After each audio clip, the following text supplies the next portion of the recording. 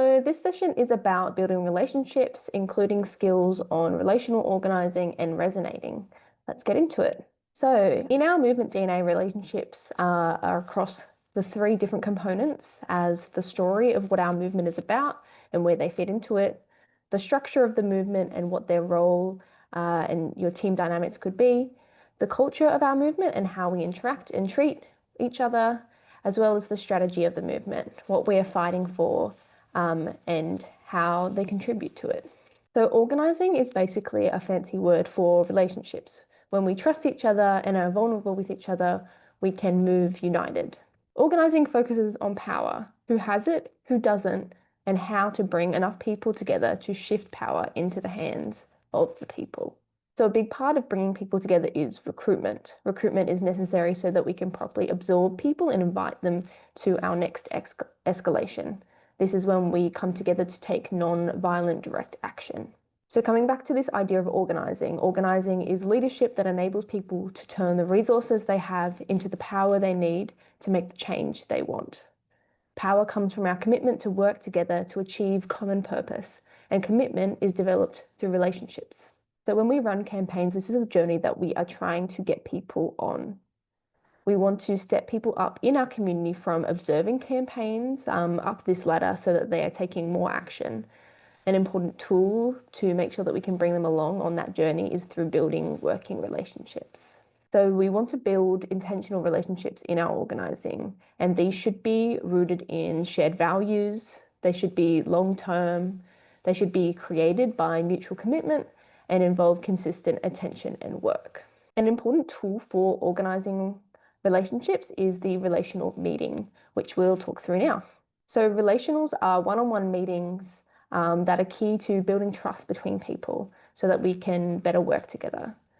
So instead of just asking someone to show up for a small or one-off tasks that maybe feel transactional, we are building intentional relationships and an ongoing commitment to each other. Relational meetings are important because when we are trying to build movements for social change, we need to work together rather than as individuals.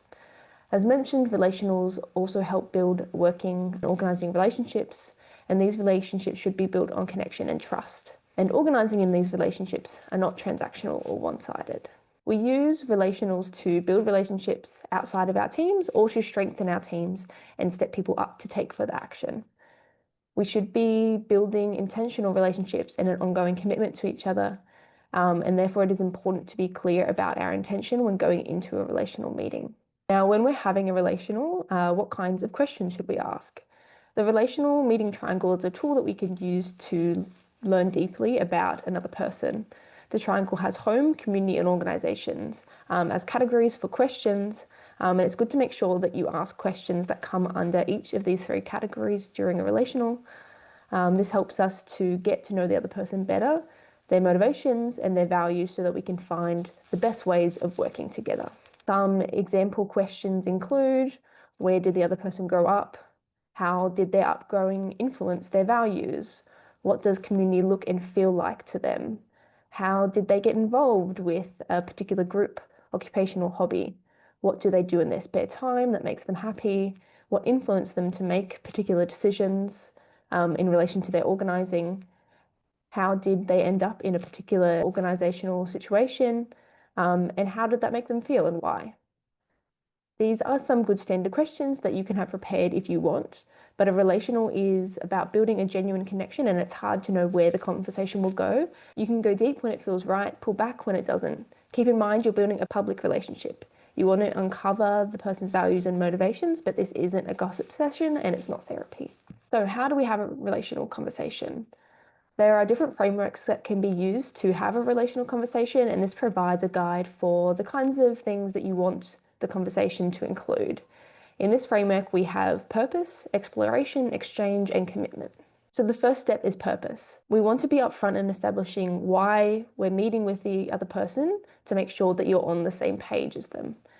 If you plan to ask the person you're meeting with to make a commitment at the end of the one-on-one, it is appropriate to let them know when you set up the meeting and remind them at the beginning of your meeting so that they aren't caught off guard. Some reasons that you might want to set up a relational meeting are you're curious to learn from the other person, you want to collaborate with them on something, you're starting a relationship with a new organization, or you're strengthening your bonds between yourself and existing team members. When you're in the meeting itself, we have the next stage, which is exploration. Most of the one-on-one should be devoted to exploration by asking questions.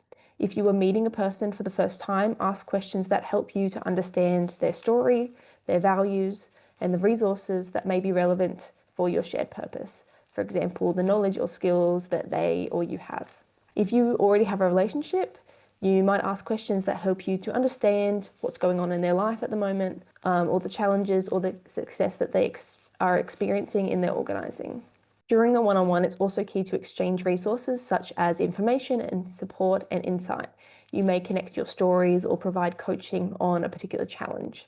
This creates the foundation for future exchanges. A successful one-on-one meeting should end with a commitment to start working together or to continue working together. You can do this with a hard ask. To make a hard ask, the ask should be concise, plain, and specific. You don't ask them to commit to something in general. Instead, have a specific event or a specific role in mind. Convey the urgency of the ask. You want them to do it because it relates deeply to a problem they care about, not as a favor to you. Take notice of what kind of no you might get. Is it a not now, not that, or not ever? That leads us into this barrier handling framework. This framework can be used during relationships if you're having any troubles handling barriers, like if the person is hesitant to make a commitment. First, we listen, we ask questions and get the person to open up to you, ask for their stories and why they care and what concerns they might have. You can then explore to find out why your solution could benefit them. Continue asking prompting questions to explore their values. Also share a little about yourself to create trust and vulnerability to encourage them to share. You can then acknowledge. So hopefully at this point they have shared their concerns or stories about their community, acknowledge their feelings, and find common ground. Finally, we have progress. Now is where we connect what they have brought up to the solution that we're proposing. Be specific about your ask and find common ground between what they think needs to be done and what we are trying to achieve. Now, during relational meetings, we need to make sure the focus is on the best ways to bridge connection. We often refer to this quote, activists assume that because something is true, it will be meaningful to the people we're trying to reach. But in fact, the opposite is often the case. If something is meaningful, people believe it to be true. And what this quote conveys is that things like true facts and statistics don't move people. We move people by connecting to what is meaningful to them. And a really important way to do that is by sharing stories. So why storytelling? Storytelling is vulnerable. By opening up to others and sharing our stories, we give them permission to do the same. This is also why stories are the shortest distance between people. We should tell stories that feel safe and appropriate. We can think about stories that are between the public and the private realms. We want to share stories that connect us to the other person and to the public issues that we are trying to work on. To share the right level of vulnerability, we can think about sharing from scars, not wounds.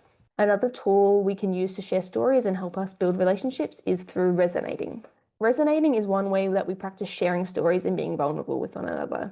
It's a practice of listening and responding, which has been demonstrated to build trust and deepen relationships. We often do resonating in pairs where one person shares a story based off a prompt and the other person responds back. This is the resonating part. It involves listening with your heart, practicing empathy and reflecting back noticings. You might share things back like, I felt right there with you when, a part of your story that changed me was, I could feel something in my body when you said, I could picture something. So some norms about storytelling is that stories are confidential. Please don't share them with others, what other people have shared to you. You should be challenging your own comfort level for vulnerability, but make choices about what feels okay for you to share. Make sure that you're sharing from, again, scars, not wounds. Some tips for stories: share something of meaning to you, get into moments and details. How did it feel? What did you see?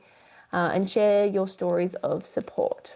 That's it for today. Thanks for watching this presentation on building relationships in community organizing.